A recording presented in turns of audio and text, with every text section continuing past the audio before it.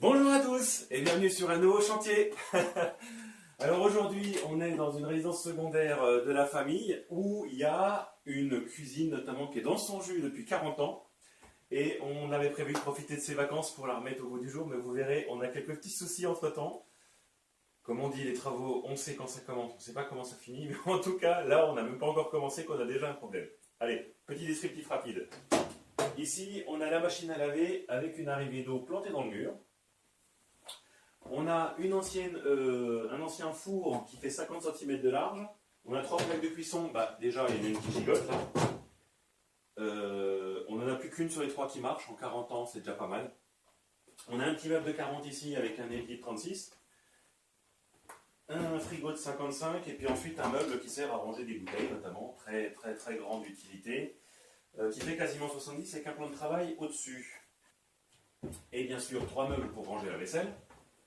Vintage aussi, parce qu'ils ont souffert avec le temps et la vapeur.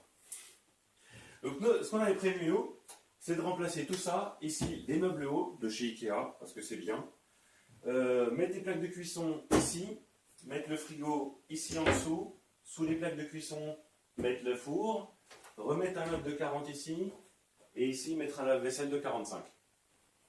Donc voilà ce qu'on voulait faire en gros. Eh ben, je vous propose de nous accompagner dans ces travaux. Je publierai la vidéo que si effectivement on a réussi à faire quelque chose.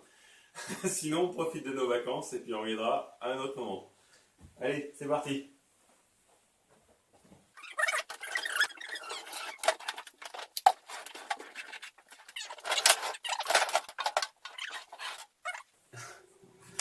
Donc ça c'est le meuble historique, il est plein de cendres à l'intérieur, c'est ce qui doit tomber de tout ce qu'a rouillé des plaques qui étaient au-dessus. Et première surprise, eh ben, il fait 50 de large. Bon, encore que j'ai pas prévu de le remplacer en 1 pour 1, parce que ce qu'on a prévu de mettre à la place, ça fait 60 et pas 50. Alors ensuite on voit là on voit les plaques, on voit celle-ci qui gigote, hein, qui est complètement déchaussée. Et on avait enlevé les manettes pour toutes celles qui ne fonctionnent plus, comme ça on n'a pas besoin de chercher. Ce qui est marrant, c'est que la seule qui marche, c'est la plus grosse, c'est celle qui est défoncée. Donc super sécuritaire, bien sûr. On a aussi un robinet qui goutte, qu'on ne peut pas fermer complètement. Et un siphon qui fuit, qui goutte aussi. Elle va tomber, elle va tomber. Allez, et hop, elle est tombée. L'arrivée du four qui part de là et qui rentre dans le mur avec une sortie de câble. Ok. Donc là, on voit le dessous des plaques avec le câble qui sort et qui va vers une prise.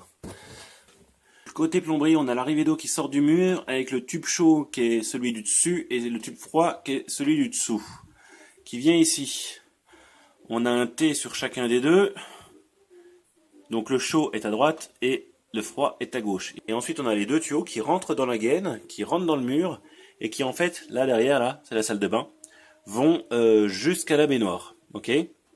Alors, la mauvaise surprise du jour, la première, c'est déjà que dans cette tuyau qui monte là, ici et là, on voit le départ de 2 tuyaux qui traversent le mur pour aller au lavabo de la salle de bain. Donc le mur, c'est des plaques de plâtre. Ok ?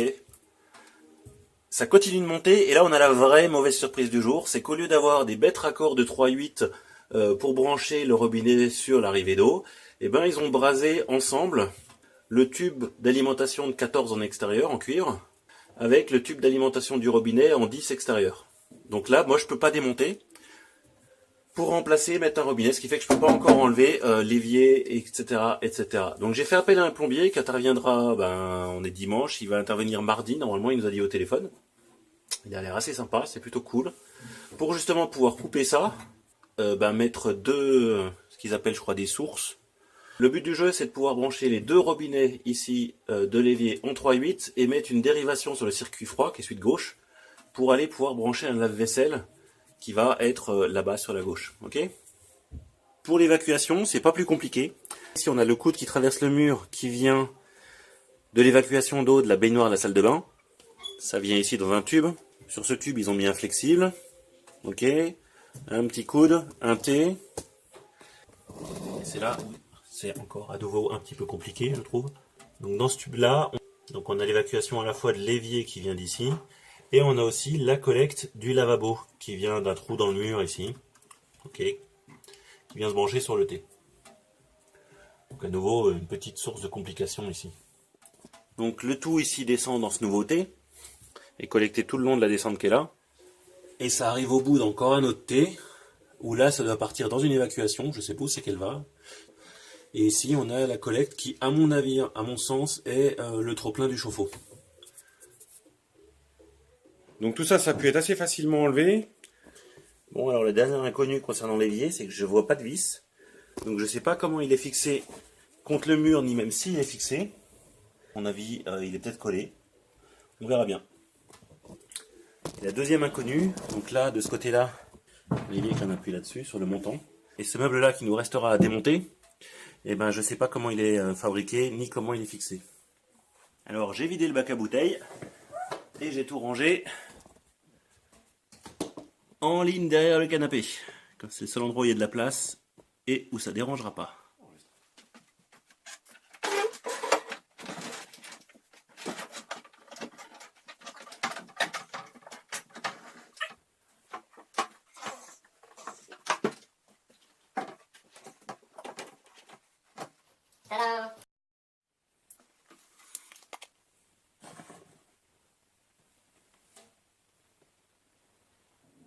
Alors, ça c'est branché vers le four, et ça c'est branché vers les plaques de cuisson. On voit un deuxième fil sortir.